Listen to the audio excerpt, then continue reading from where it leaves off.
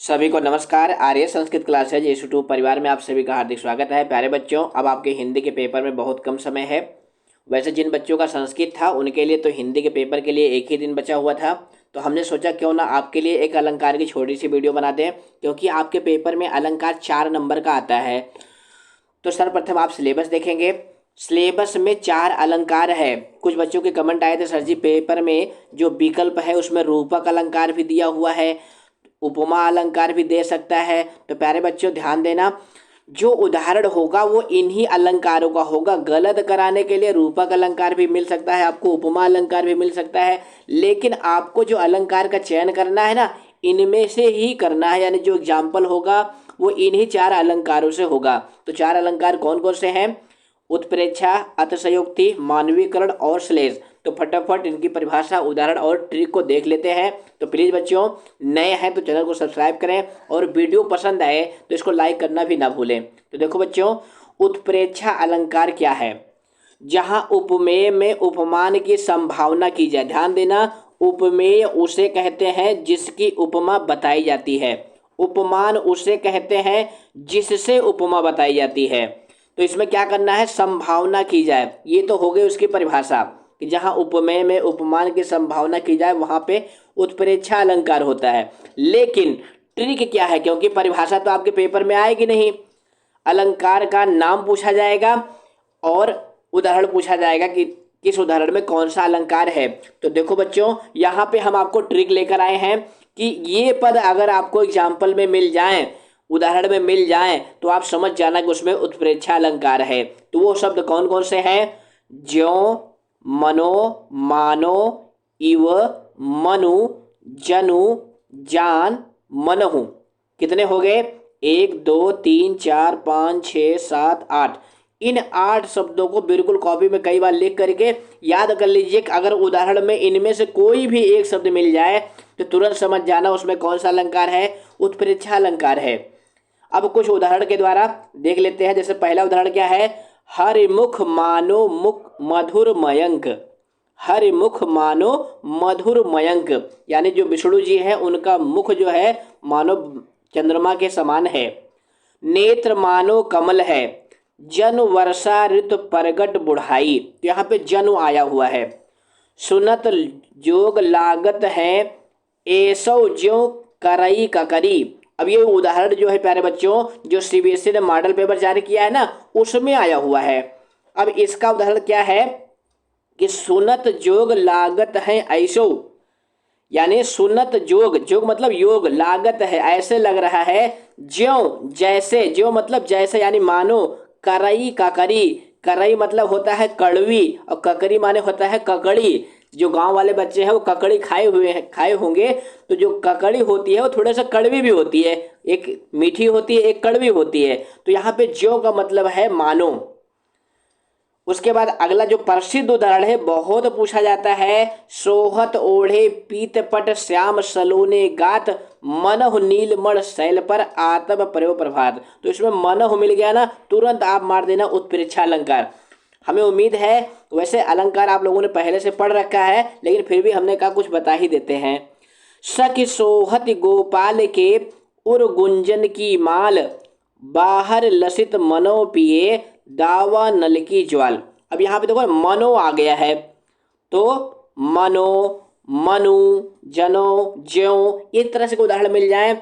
एक बार पुनः देख लीजिए उत्प्रेक्षा अलंकार के लिए क्या क्या ढूंढना है। ज्यों, मनो, मानो, यु, जनु, मनु, जान, मनहु, इतने मिल जाएं तो वहां समझ जाना संभावना हो रही है और उत्प्रेक्षा अलंकार होगा।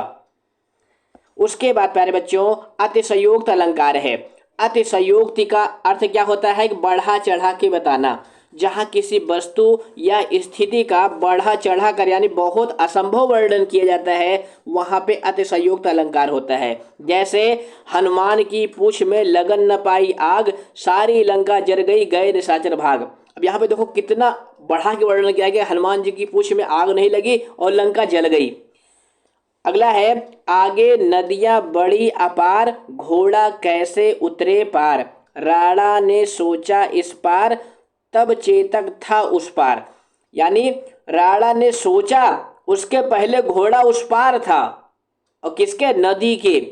अभी तो असंभव बात है, अतिशयोक्त बात है, इसलिए इसमें अतिशयोक्त अलंकार होगा। ये इसकी ट्रिक है। उसके बाद क्या है, देख लो साकेत नगरी है यही, स्वर्ग से मिलने गगन में जा रही। अब यहां देखो नगरी कहाँ जा रही है, स्वर्ग में। तो यह संभव बात नहीं है कि नगरी स्वर्ग में कैसे जा सकती है, इसलिए जो है इसमें अतिशयोक्त अलंकार इन सभी उदाहरणों में है। अगला उदाहरण है मानवीकरण। ये बहुत पूछा जाता है। मानवीकरण का मतलब क्या है कि मानव के रूप में वर्णन करना। किसका, परिभाषा देखिए, जब प्राकृतिक वस्तुओं यानी जो नेचर वाली वस्तुएं हैं, जैसे पेड़ हो गए, पौधे हो गए, बादल हो गए आदि में मानवीय भावनाओं, हंसना, रोना, प्रसन्न होना, प्यार करना, ये सब मानवीय भावनाएं हैं। ये पेड़ पौधे नहीं करते हैं, लेकिन अगर कभी उनको मान करके वर्णन करता है तो उसमें कौन सा अलंकार होगा, मानवीकरण अलंकार होगा। जैसे उदाहरण है, फूल हंसे कलियां मुस्काई। अब फूल कभी हंसता है, वो तो प्राकृतिक चीज है, लेकिन कवि का वर्णन है, इसलिए यहाँ पे मानवीकरण अलंकार है। यानी जहाँ पे पेड़ पौधों में मानवीय भावनाओं का वर्णन किया जाए वहां पे मानवीकरण अलंकार होता है। अगला क्या है, सागर के उर पर नाच नाच करती हैं लहरें मधुर गान। अब नाचना किसका धर्म है, किसका स्वभाव है, मनुष्य का। परंतु कौन नाच रहा है, सागर की लहरें, और गान भी कर रही हैं, गीत भी गा रही हैं। तो ये मानवीकरण अलंकार है। तो हमें उम्मीद है आप 100% 4 में से 4 नंबर प्राप्त करने में सफल होंगे। अगला है श्लेष अलंकार। श्लेष अलंकार जो है शब्द अलंकार है। तो श्लेष अलंकार में क्या होता है, जब कोई शब्द एक बार प्रयुक्त हुआ हो परंतु उसके अर्थ एक से अधिक हो, वहां श्लेष अलंकार होता है। यानी शब्द एक बार प्रयुक्त हो सकता है, कई बार भी प्रयुक्त हो सकता है, लेकिन उसके जो अर्थ है ना वो अलग अलग हों।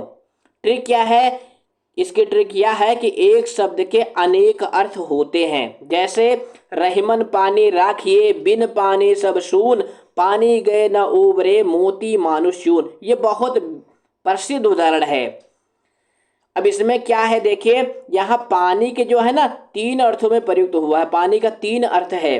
पहले अर्थ में क्या है, रहीमन पानी राखिए, बिन पानी सब सून, पानी गए न उबरे, मोती मानुष चून। यहाँ पे 3 पद है ना, मोती, मानुष और चून।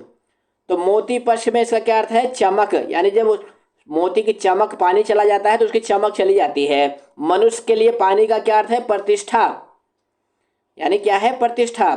और जल, तीसरा पक्ष क्या है, चून। चून मतलब चूने में पानी। अगर चूने का पानी सूख जाता है तो चूना खराब हो जाता है। ये जो पनवारी होते हैं ना वो जानते हैं, जो पान लगाते हैं। इसके बाद अगला उदाहरण है देखिए, मधुवन की छाती देखो, सूखी इसकी कलियां। अब यहां पर देखो कलियां एक ही बार आया हुआ है, लेकिन इसके जो है 2 अर्थ हैं। कलियां के 2 अर्थ हैं। पहले अर्थ में क्या है, फूल खिलने की पूर्व की अवस्था, यानी जब फूल खिलता है ना तो पहले वो कली के जैसा होता है, तो वो अवस्था हो गई। दूसरे अर्थ में क्या है, यौवन से पूर्व की अवस्था, यानी तो इसमें जो है कलियों के 2 अर्थ हैं, इसलिए इसमें कौन सा अलंकार है, श्लेष अलंकार है। उसके बाद जो अगला एग्जाम्पल है ये भी बहुत वीवीआईपी है। कौन सा, चरण धरत चिंता करत चितवत चारहु ओर, सुबरन को खोजत फिरत कब व्यभिचारी चोर। अब यहाँ पे एक पद है सुमरन, यानी सुबरन। इसके 3 अर्थ हैं। कवि के अर्थ में इसका अर्थ है सुंदर शब्द, और व्यभिचारी के लिए क्या है, सुंदर स्त्री, और चोर के लिए है सुमरन का अर्थ सोना। तो इस तरह से हमने कुछ उदाहरण बताए, ट्रिक बताई। वीडियो पसंद आए तो इसको लाइक करें, और भी किसी टॉपिक वगैरह वीडियो चाहते हैं तो हमें बताएंगे। फिर मिलेंगे बच्चों, बेस्ट ऑफ लक, धन्यवाद।